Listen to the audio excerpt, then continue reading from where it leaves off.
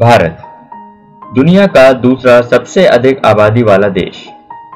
आज हमारा देश गरीबी, आतंकवाद, भ्रष्टाचार जैसी कई समस्याओं से जूझ रहा है। ऐसी ही एक जटिल समस्या है विकलांगता।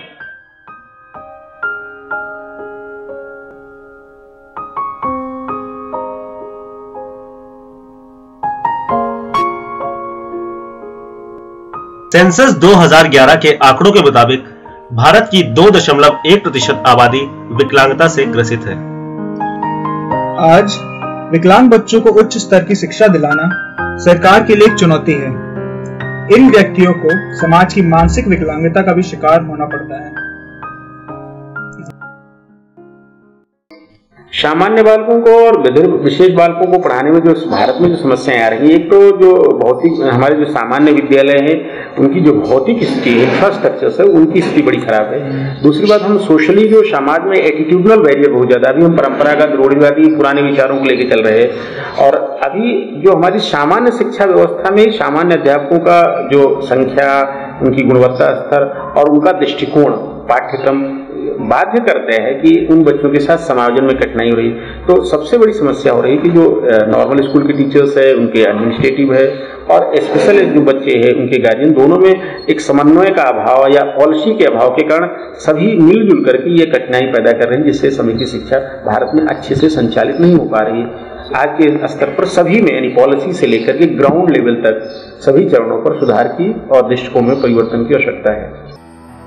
इलाहाबाद के नैनी क्षेत्र में एक किराए के मकान में चलने वाला एनजीओ जन चेतना संस्थान उन चुनिंदा संस्थानों में से एक है जो विकलांग बच्चों की शिक्षा एवं विकास के लिए प्रयासरत है।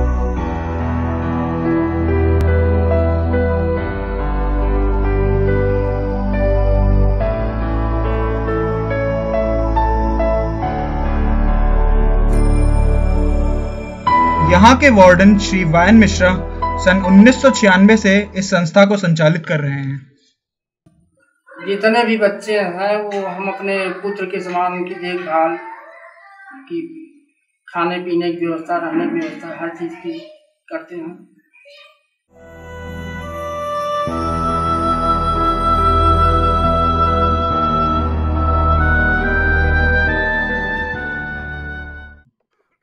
बच्चों की जिंदा दिली और उत्साह देखकर हमें एक पल के लिए भी यह महसूस नहीं हुआ कि ये खुद को किसी से कम समझते हैं। इन बच्चों से हमने जीने का एक नया नजरिया सीखा। पर क्या इन्हें हमारी सरकार एवं समाज से पूर्ण सहयोग मिल रहा है?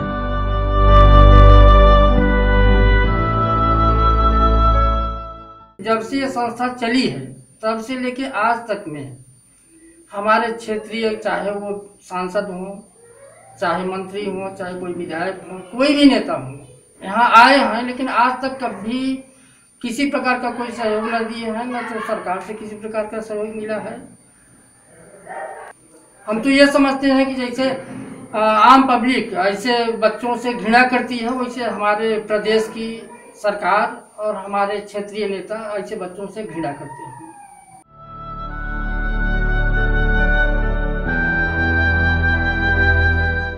सीपी यानी सेरिब्रल पाल्सी से ग्रसित व्यक्ति के शरीर और मस्तिष्क के बीच तालमेल का अभाव होता है। जन चेतना ने फिजियोथेरेपी द्वारा 150 सीपी बच्चों को स्वस्थ बनाकर समाज का एक हिस्सा बनाया है। तो क्या हमें ऐसे बच्चों से घृणा करनी चाहिए?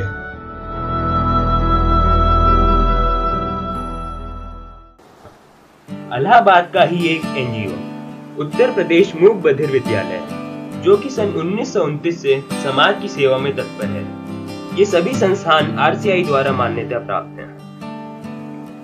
RCI rehabilitation council of India देश के विकलांगों की जरूरतें एवं उनके हक की देखरेख के साथ साथ उनके पाठ्यक्रम को निर्धारित करना एवं स्पेशल ट्रेनिंग वाले शिक्षकों का ब्यौरा रखना उसके प्रमुख उद्देश्य हैं। ये तो हुई प्राथमिक शिक्षा की बात, पर क्या भारत के उच्च शिक्षण संस्थानों की स्थिति इससे बेहतर है? जवाब है नहीं।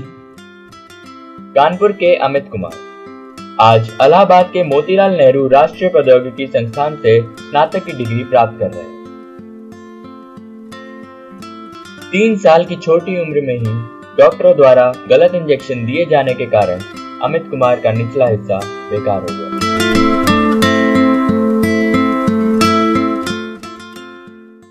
जब मैं इस कॉलेज में आया तब सीसी में गया रजिस्ट्रेशन कराने, तो ऊपर देखा, ऊपर जाना था तो सीढ़ियाँ देख के मैं डर गया बहुत ज़्यादा कि कैसे ऊपर जाएंगे। जब हम इस कॉलेज में पढ़ने लगेंगे काफ़ी प्रॉब्लम्स होंगी, लेकिन फिर मैं लिफ्ट भी थी, लिफ्ट ख़राब थी, तब मैं जीने से गया ऊपर, काफ़ी परेशानी हुई, रजिस्ट्रेशन कराया। उसके बाद फिर मैं क्लास भी करने लगा, लेकिन क्लास करने में काफ़ी मुझे चलना पड़ता था और चढ़ने में दिक्कत भी होती थी।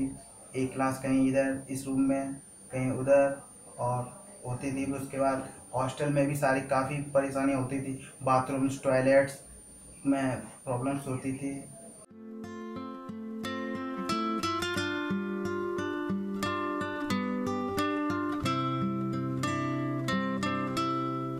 अमित की बातों से साफ पता चलता है कि हमारे देश का बुनियादी ढांचा इन विकलांगों के अनुरूप बिल्कुल नहीं है। ऐसे में कैसे जिएंगे ये विकलांग अपनी रोजमर्रा की जिंदगी? विकलांगों की विश्वविद्यालयों में स्थिति इस बात से साफ है कि 119 विश्वविद्यालयों में केवल 0.1% ही ऐसे विद्यार्थी नामांकित हैं, जबकि उनके लिए 3% सीटें आरक्षित हैं। जो बच्चे थोड़े से सहयोग से आम बच्चों के साथ कदम से कदम मिला सकते हैं, वो इसके अभाव में हैं। केवल 10 विश्वविद्यालय ब्रेल लिपि में किताबों का संचालन करते हैं। कुल 11 विश्वविद्यालयों में व्हील चेयर की सुविधा उपलब्ध है। बुनियादी ढांचे और स्पेशली ट्रेन्ड शिक्षकों के अभाव में 38 विश्वविद्यालयों में एक भी विकलांग नहीं है और उनमें से 7 ने तो ऐसे बच्चों को एडमिशन देने से ही इनकार कर दिया। देश में जितने सरकारी संस्थान शिक्षा से जुड़े हैं, उनको अपनी नीतियों में विकलांगों को शामिल करना ही पड़ेगा, ताकि वो भी हौसलों की उड़ान भर सकें। जीने का मतलब पहले मोहब्बत में पा लिया, जीने का मतलब पहले मोहब्बत में पा लिया, जिसका भी गम हुआ उसे अपना लिया। आप रोकर भी गम को हल्का ला कर सके, आप रोकर भी गम को हल्का ला कर सके। मैंने हंसी की आड़ में हर गम को छुपा लिया। कई इंटरनेशनल टूर्नामेंट्स में भारत का प्रतिनिधित्व कर चुके पवन कुमार शर्मा आज पैरा स्पोर्ट्स में एक जाना माना नाम है। पैरा स्पोर्ट्स मतलब विकलांग व्यक्तियों के बीच खेला जाने वाला खेल। 7 बार टेबल टेनिस में नेशनल चैंपियन रह चुके इस एथलीट का मानना है कि भारत में पैरा स्पोर्ट्स में काफी ज्यादा सुधार की आवश्यकता है।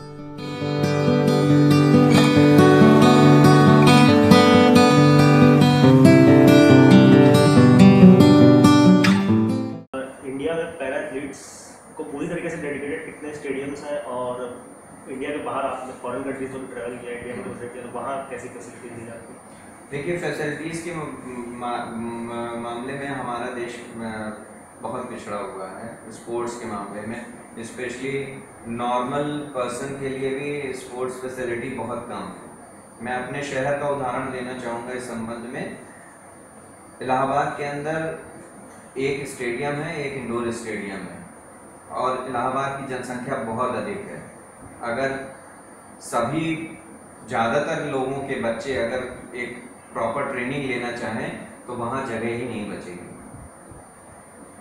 तो इस तरह से अगर नॉर्मल लोगों के लिए सुविधाएं बहुत कम हैं, तो हमारे जो फिजिकली चैलेंज पर्सन लोग हैं, इन लोगों के लिए स्पेशल अलग से कोई सुविधा नहीं है। आज तक भारत के अंदर कोई एक ऐसा सेंटर नहीं है, सिंगल सेंटर नहीं है जो पूरी तरीके से पैरालंपिक या पैरा स्पोर्ट्स के लिए डेडिकेटेड हो किसी भी गेम के लिए।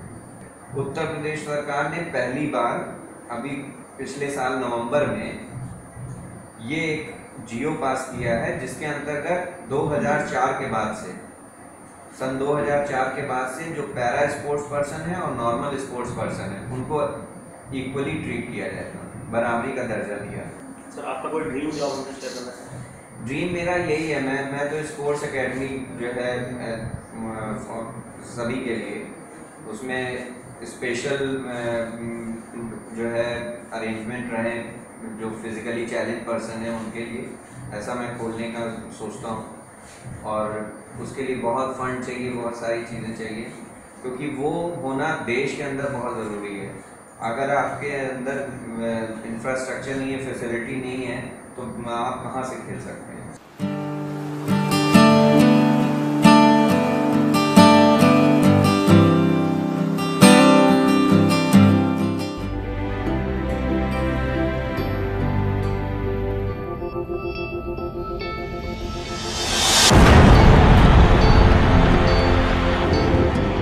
Ever since the dawn of civilization, people have craved for an understanding of the underlying order of the world.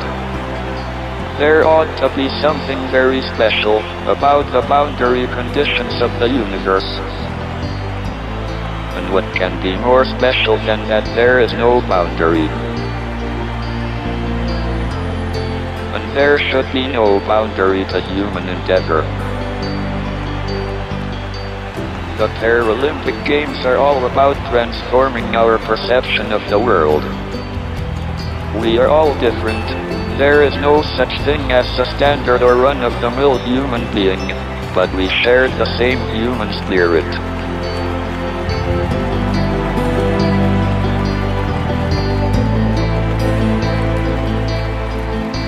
However difficult life may seem, there is always something you can do and succeed at.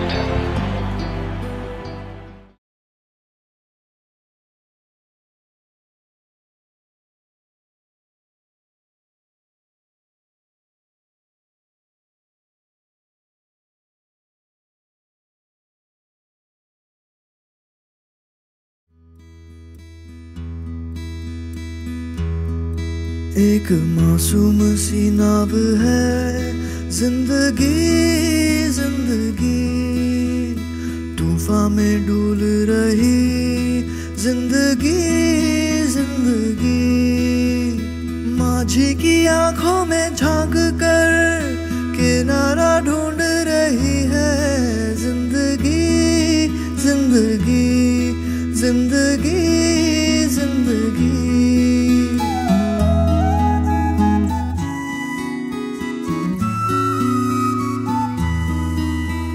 बादलों का शोर बहुत तेज हवा चल रही है, तेज हवा चल रही है।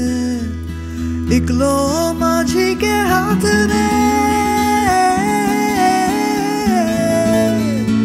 इकलो माझी के हाथ में आँख मूंद है जागी हुई, आँख मूंद है जागी हुई। एक मासूम सी नाव है जिंदगी जिंदगी, तूफान में डूल रही